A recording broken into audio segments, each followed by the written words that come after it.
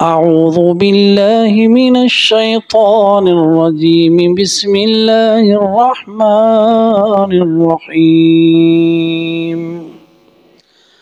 ويل لكل همزة لمزة الذي جمع مالا وعدده يحسب أن ماله أخلده كلا لينبذن في الحطمة وما أدراك ما الحطمة نار الله الموقدة التي تطلع على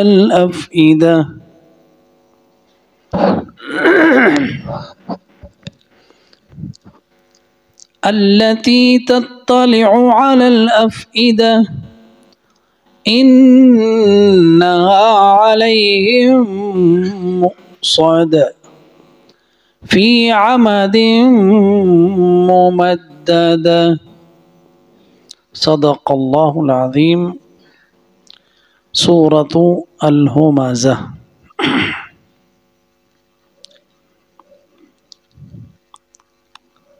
سورة الہمزہ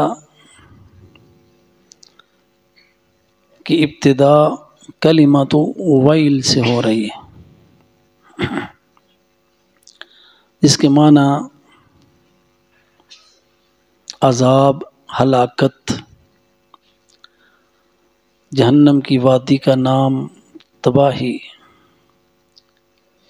رسوائی، یہ سارے معنی ویل کے ہیں. ویل.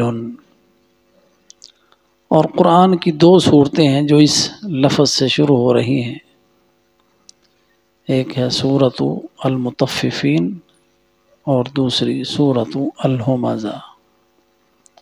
ویل للمطففین.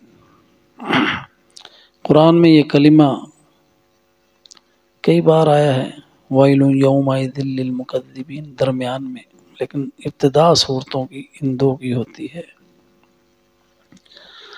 ویل لکل ہمزۃ لمزہ.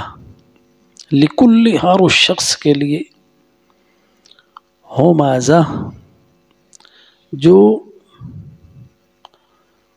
لوگوں کے منہ پر ان کی برائی کرتا ہے، لمزہ جو ان کی پیٹھ پیچھے ان کی غیبت کرتا ہے.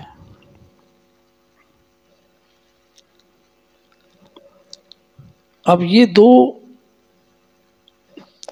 صفتیں اس شخص کی ہیں جس پر تباہی، بربادی، رسوائی، ہلاکت، عذاب اللہ سبحانہ و تعالی نے لکھ دیا ہے، قرآن میں بتا دیا ہے. ویل لکل ہمزۃ لمزہ. تباہی ہے اس شخص کے لیے جو برائیاں کرتا ہے لوگوں کی. یہ ہمزہ صیغہ مبالغہ ہے، ہمزہ سے، ہمزہ یحمز حمزن، اور اسی سے اسم فاعل حامز، اور صیغہ مبالغہ حماز. حماز جو صیغہ مبالغہ ہے اس میں یہ ہے کہ کوئی بار بار عیب جوئی کرتا ہے، لیکن یہ جو ہمزہ علی وزن فعلہ ہے، یہ صیغہ مبالغہ، یہ کہ اس کی دائمی صفت بن جاتی ہے کہ ہر وقت وہ لوگوں کی برائیاں ہی کرتا رہتا ہے. اسی طرح لمزہ، یہ بھی صیغہ مبالغہ ہے، لمزہ یلمز فہو لامز. تو ہمزہ میں وہ ہر طرح کی برائی جو زبان سے کی جائے، جو آنکھوں کے اشارے سے کی جائے، جو لکھ کے کی جائے، وہ ساری کی ساری ہمزہ میں جس میں صراحت ہو وہ حمز ہے، اور جس میں اخفا ہو، آدمی سامنے نہیں اس کی پیٹھ پیچھے برائی کی جائے، وہ لمازہ کے زمرے میں آتی ہے۔ یہ بھی صیغہ مبالغہ ہے، لمازہ، پیٹھ پیچھے برائیاں کرنے والا، اور اس میں اخفا پایا جاتا ہے، یعنی بسا اوقات ایسی بات کہی جاتی ہے کہ جس سے تحقیر دوسرے کی مطلوب ہوتی ہے، لیکن بظاہر تحقیر نہیں ہو رہی ہوتی، اور جو سمجھنے والے ہیں وہ سمجھ جاتے ہیں کہ اس بات سے اس نے اس کی تذلیل کی ہے، تحقیر کی ہے، وہ لمز ہے۔ تو اس کا وہ کون لوگ ہیں جو اس پہ زیادہ ملوث ہیں اس برائی میں؟ وہ ہیں الذی جمع مالا وعددا۔ الذی اسم موصول اور اس کے ساتھ صفت آئی اس شخص کی جو اس برائی میں مبتلا ہے۔ وہ کون ہے؟ جمع مالہ، جس نے مال جمع کیا، جمع، الذی جمع مالا، مال جمع کیا، وعددا، اور اس کو گنتا رہا۔ اور یہ جو مال و دولت ہے اس کے اندر ایسا تکبر اور غرور پیدا کر دیتا ہے کہ دوسروں کو حقیر سمجھتا ہے۔ جو سے مال میں تھوڑے ہیں ان کو سمجھتا کہ ان کو تو عقل ہی نہیں ہے، اور ان کی بے عزتی کرنا وہ اپنے لیے فخر سمجھتا ہے۔ ایک تو یہ ہے۔ دوسرا جو ہے نا معاملہ، وہ مالا وعددا، مال جو ہے نا اس کی کئی جہتیں ہیں، اس لیے مالن آیا نکرہ۔ تو ہم بات کرتے رہتے ہیں کہ جب نکرہ آئے تو عمومیت شامل ہوتی ہے۔ اب جو گاؤں کے رہنے والے لوگ ہیں ان کے لیے مال جو ہیں وہ مویشی ہیں، وہ مویشی کو مال کہتے ہیں۔ ڈنگر ہیں، بھینسیں ہیں، گائے ہیں، بکریاں ہیں، بھیڑیں ہیں، وہ مال ہے۔ مال جا رہا ہے ان کا، جب ریوڑ جا رہا ہوتا ہے کہتے ہیں مال جا رہا ہے۔ تو اسی طرح جو زمیندار لوگ ہیں ان کے نزدیک مال جو ہے نا وہ زمینیں ہیں، اتنے مربع ہے، اتنے باغ ہیں، اتنے کھیت ہیں۔ تو جو فیکٹریوں کے مالک ہیں ان کے نزدیک فیکٹریاں مال ہیں،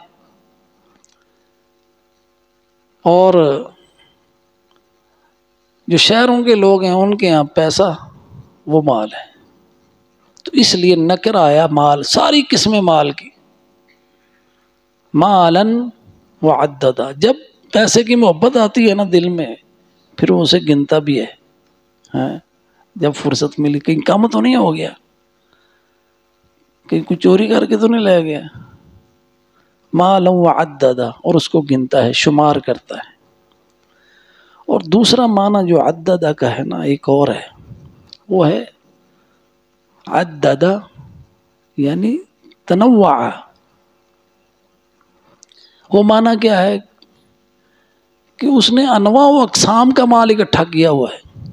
اس کے پاس مویشی بھی ہیں، اس کے پاس زمینیں بھی ہیں، اس کے پاس پیسہ بھی ہے، اس کے پاس سونا بھی ہے۔ تو یہ اس نے اکٹھا ہر طرح کا مال اکٹھا کیا، فیکٹریاں بھی لگائی ہوئی ہیں۔ الذی جمع مالا وعددا۔ اور اس کے لیے وہ کیا، اسی وجہ سے وہ دوسروں کی عیب جوئی کرتا ہے۔ اگر تاجر ہے تو دوسروں کے مال کی عیب جوئی کرتا ہے، وہ فلانا بندہ وہ تو ملاوٹ کرتا ہے تاکہ وہ مال نہ بکے میرا بک جائے۔ تو ہر طرح کے عیب۔ اور دوسرا یہ کہ یہ سب اگر یہ ہم نے سمجھنا ہے نا تو ہم سیاستدانوں کو دیکھ سکتے ہیں کہ ہر سیاستدان، ہر پارٹی دوسرے کی عیب جوئی کرتی. کیوں؟ تاکہ ان کو حقیر کر کے ان لوگوں کی نظروں میں ان کو گرا کے آپ اونچا ہو جائے، ان کے پاؤں پہ، ان کے سروں کے اوپر پاؤں رکھ کے آپ اوپر چڑھ جائے. یہ ہمازہ ہے، لومازہ ہے. اب کسی کا نام لینے کی ضرورت نہیں ہے. جمہوریت میں یہی کچھ نظام ہی ایسا ہے کہ دوسروں کو نیچا کرنا ہے، خود اوپر ہونا ہے. اور یہ ہر وہ شخص کرتا ہے جس کے پاس مال ہے. جب مال آ جاتا ہے نا، وہ چمتا ہے اب تو میں چودھری ہو گیا ہوں، اب میرا حق بنتا ہے یہ جو پہلے سے نا اس کو گرانا ہے کسی طرح بھی ہو. اس کو عیب نہیں بھی ہے تو اس میں بتاؤ لوگوں کو کہ یہ ایسا ہے، یہ چور ہے، یہ ڈاکو ہے، یہ لٹیرا ہے، میں بڑا سادھو ہوں، میں تمہارا ہمدرد ہوں، باقی سارے چور ہیں، بس مجھے کو لیڈر مان لو. لوگ مان کے سر پہ اٹھا لیتے ہیں. وَيْلٌ لِكُلِّ هُمَزَةٍ لُمَزَةٍ. اور وہ جو شخص یہ کام کر رہا ہوتا ہے، دوسروں کو حقیر سمجھ رہا ہوتا ہے اور اس کے اندر اس کے نفس میں تکبر ہوتا ہے، یہ متکبر ہے. نبی صلی اللہ علیہ وسلم نے تکبر کی یہی تعریف کی. لوگوں نے پوچھا اللہ کے رسول، ہم اچھے کپڑے پہنتے ہیں، اچھے جوتے پہنتے ہیں، اچھی سواری پہ بیٹھتے ہیں، تو یہ تکبر تو نہیں؟ فرمایا نہیں، تکبر یہ ہے غمت الناس بطر الحق وغمت الناس. حق کو آدمی ٹھکرا دے، اس وجہ سے ٹھکرا دے کہ میری ناک نہیں رہے گی، میرا نام نہیں رہے گا. جانتا ہے کہ حق ہے لیکن نہیں ماننا، کیونکہ اگر مان لیا تو میری عزت اور وقار میں فرق آ جائے گا. اور لوگوں کو حقیر جاننا اور ان کو حقارت سے پکارنا، یہ تکبر ہے.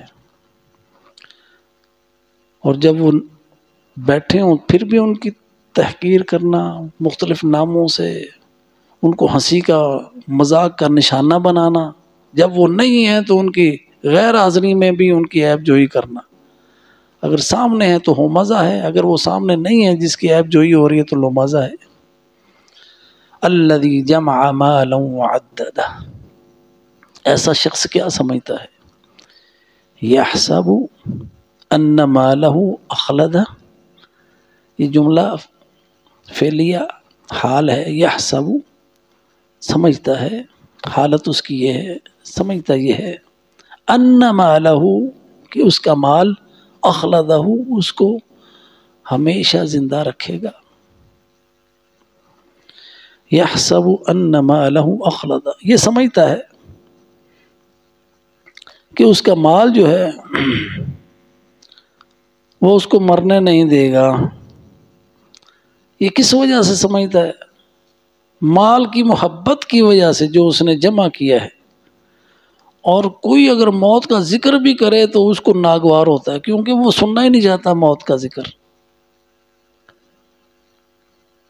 یحسب ان مالہ اخلدہ، سمجھتا ہے پیسہ ہے تو سب کچھ ہے، پیسہ ہے تو میں بڑے سے بڑا علاج کرا لوں گا، پیسہ ہے تو میں یہ کر لوں گا، میں وہ کر لوں گا.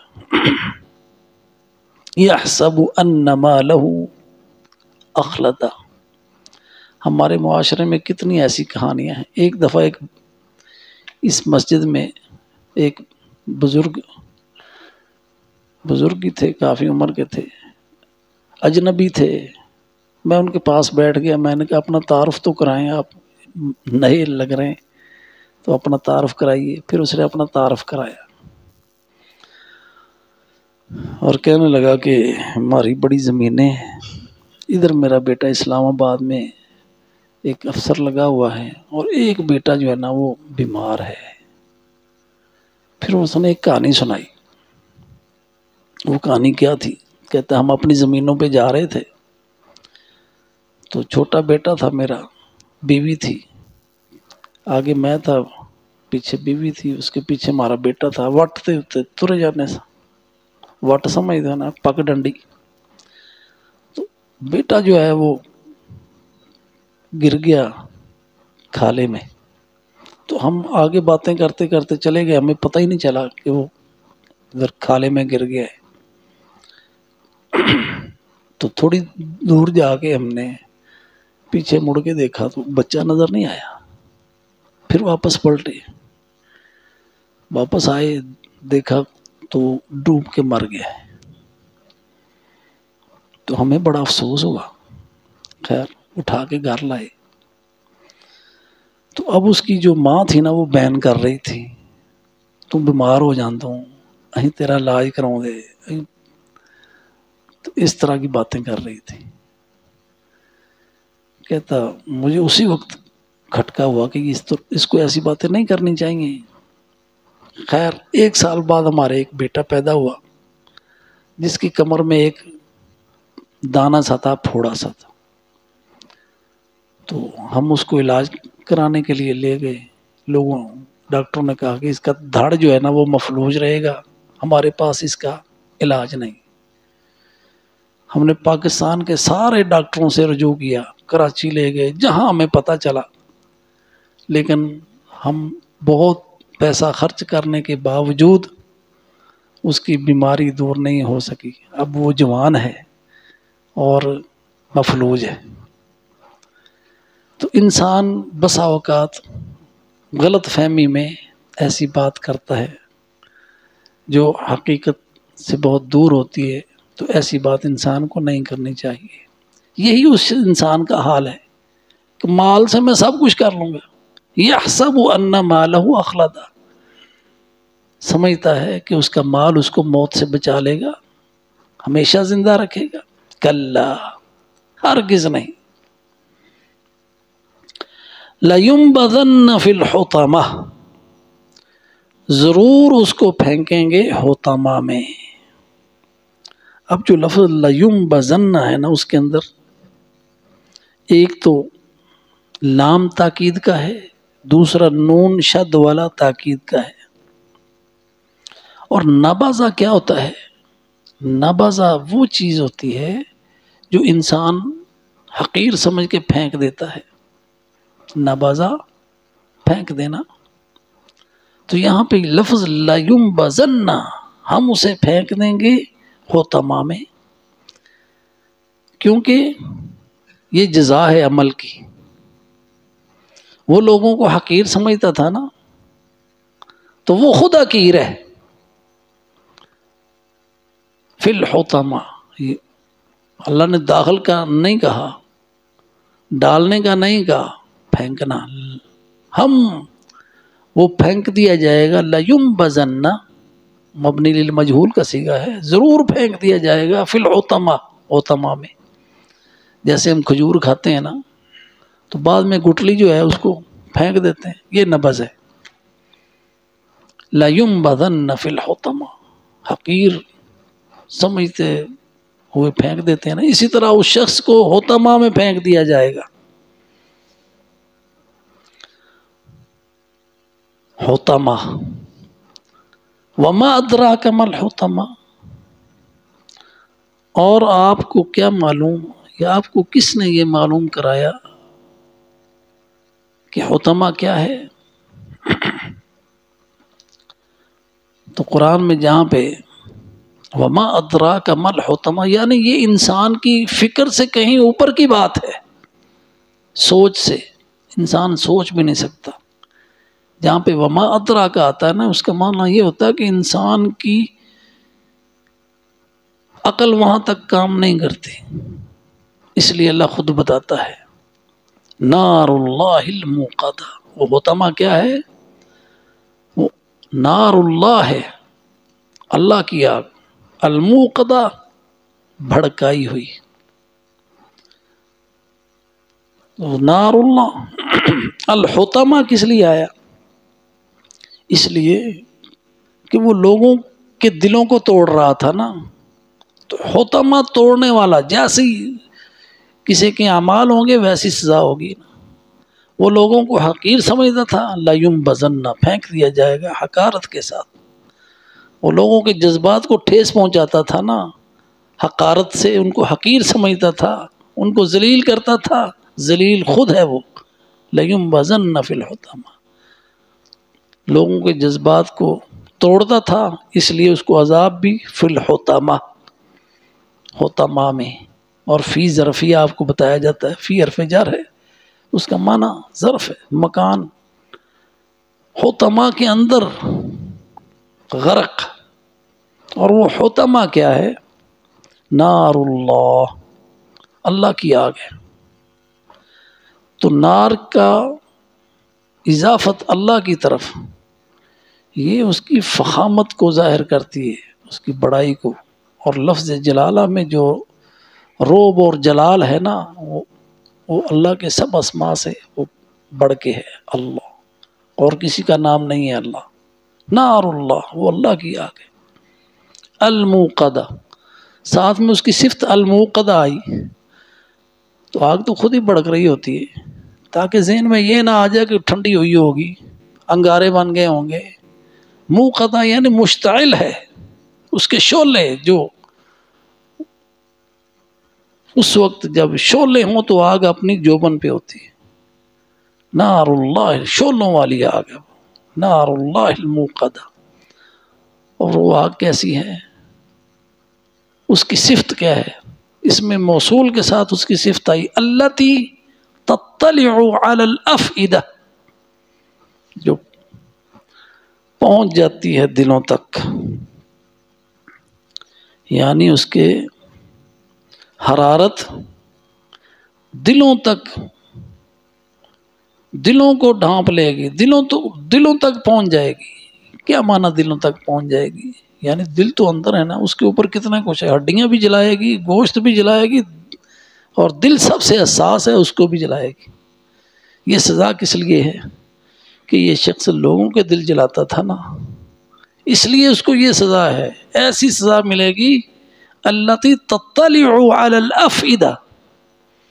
افئدہ فؤاد کی جمع ہے، دل کو کہتے ہیں.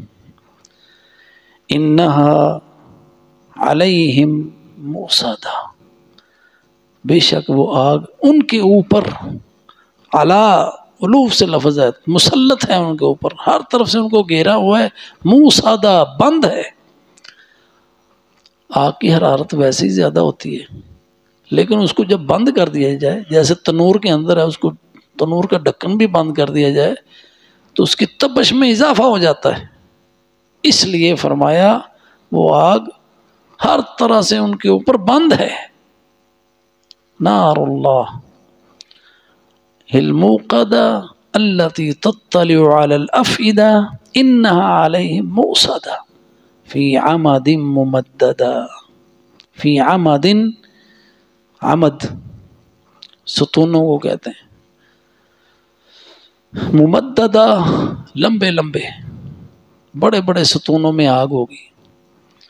تو یہ اس کی شدت پر دلالت کرتی ہے کہ ان کے دروازے کھولے نہیں جائیں گے، اور ان کے پر ہر طرف سے وہ بند ہوگی، اور وہ اس میں ہر تکلیف کی شدت سے اسی میں مریں گے بھی نہیں، مرنے کی خواہش ضرور کریں گے.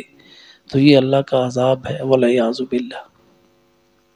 الحطمہ سے اب جو جدید تفسیریں ہیں، یا انہوں نے کہا کہ حطمہ جو ہے نا ایٹم ہے، یہ ایٹم کی آگ ہے.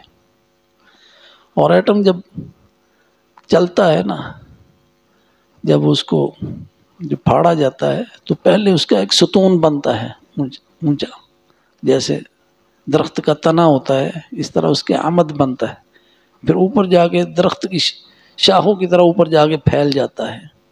اور وہ ایٹم جو ہے نا، وہ اس سے وہ مراد ہے، واللہ اعلم. تو یہ سورۃ الہمزہ تھا. تو جب ہم یہ سورت پڑھتے ہیں تو ہمیں ہماری نگاہ دوسروں کی طرف اٹھتی ہے، ہاں وہ ایسے کرتا ہے، فلاں ایسے کرتا ہے. لیکن حقیقت یہ ہے کہ ہم میں سے کوئی بھی اس سے بچا ہوا نہیں ہے. اس لیے اپنا محاسبہ کرنا ہے، اپنے آپ کو بچانا ہے. اگر یہ صفت رذیلہ ہمارے اندر ہیں تو ہمیں اس سے تائب ہونا ہے اور آئندہ سے ایسی حرکات سے جس میں دوسروں کی تحقیر ہو، تذلیل ہو، اس سے بچنا چاہیے۔ اللہ ہمیں ہر طرح کے گناہوں سے بچنے کی توفیق عطا فرمائے۔ وآخر دعوانا ان الحمد للہ رب العالمین۔